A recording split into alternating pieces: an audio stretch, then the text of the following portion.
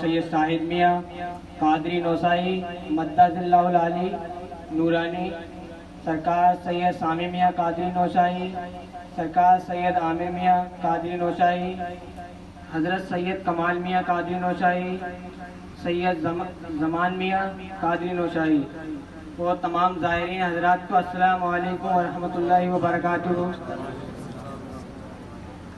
آج 15 اگست ہمارے دیش کا 77واں یوم آزادی کا دن ہے۔ شاعر کیا کہتا ہے کہ نہ پوچھو زمانے سے کہ کیا ہماری پہچان ہے، کہ نہ پوچھو زمانے سے کہ کیا ہماری پہچان ہے، ہماری پہچان تو صرف یہ ہے کہ ہم ہندوستانی ہیں۔ مذہب کے نام پر ظلم و ستم ہم نہیں کرتے، کہ مذہب کے نام پر ظلم و ستم ہم نہیں کرتے، وفا کی آڑ میں سیاست ہم نہیں کرتے، زمین کے اندر بھی جاتے ہیں تو غسل کر کے، کہ زمین کے اندر بھی جاتے ہیں تو غسل کر کے، وطن کی مٹی کو ناپاک ہم نہیں کرتے۔ پیر و مرشد حضرت سید شاہد میاں صاحب اور حضرت سامی میاں صاحب اور حضرت عامر میاں صاحب اور حضرت کمال میاں صاحب اور حضرت زمن میاں صاحب اور تمام زائرین کے لیے السلام علیکم ورحمۃ اللہ وبرکاتہ۔ جیسا کہ آپ سبھی کو معلوم ہے، آج ہمارا دیش 77ویں برسگاٹھ منا رہا ہے۔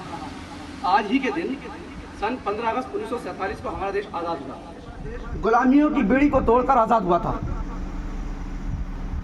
برٹش شاسن کے چنگل سے آزاد ہوا۔ اس کے بعد یہ دن بھارت کے اتہاس میں سنہرے اکشروں میں لکھا گیا۔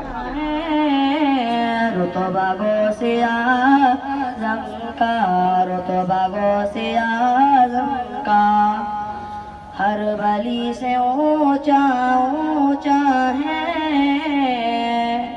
ہر ولی سے اونچا اونچا سے بھی اونچا ہے، اونچے سے بھی اونچا ہے، طلبہ غوث اعظم کا، طلبہ غوث اعظم کا۔ اس ہندوستان کو آزاد کیا نہیں، بلکہ پورے ہندوستانیوں نے مل کر کے اس ہندوستان کو آزاد کرایا تھا۔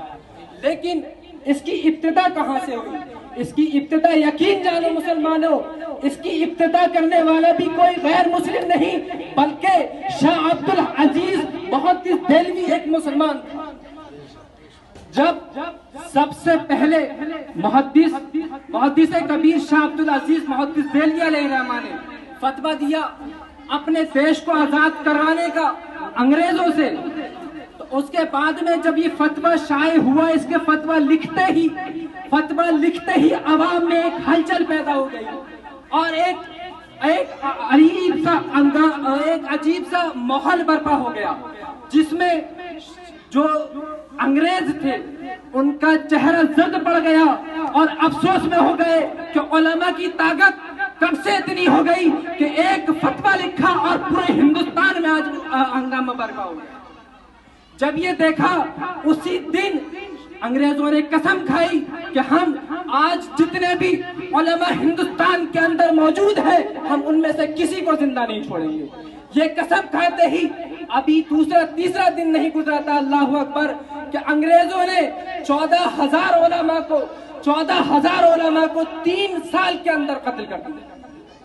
اتنی بڑی قربانی علماء نے دی، لیکن آج کوئی ان کا ذکر کرنے والا موجود نہیں۔ چند لائنیں بولنا چاہوں گا۔ کبھی ٹھنڈ میں ٹھٹور کا دیکھ لینا، کبھی تپتی دھوپ میں جل کر دیکھ لینا، کیسے ہوتی ہے حفاظت ملک کی، کبھی سرحد پر کھڑے جوانوں کو جا کر دیکھ لینا۔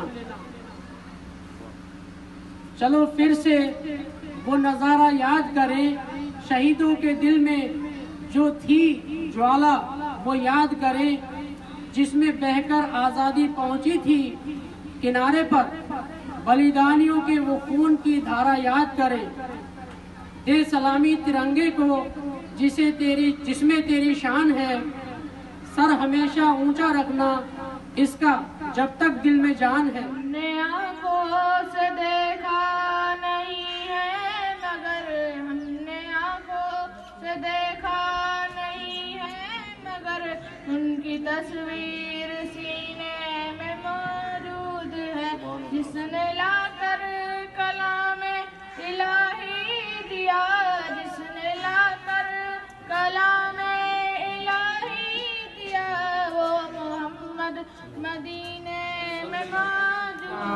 سے اچھا ہندوستان ہمارا ہمارا سارے جہاں سے اچھا ہندوستان ہمارا ہمارا.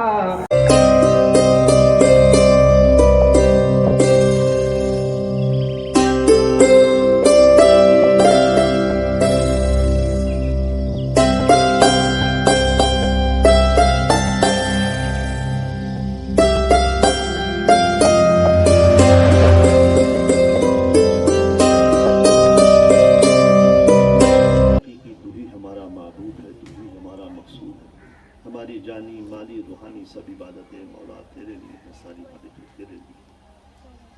مولا کریم نے اپنے کرم خاص سے اپنے حبیب مکرم صفوت طفیل سے آزادی ہماری قوم کو بہت بہت مبارک ہے.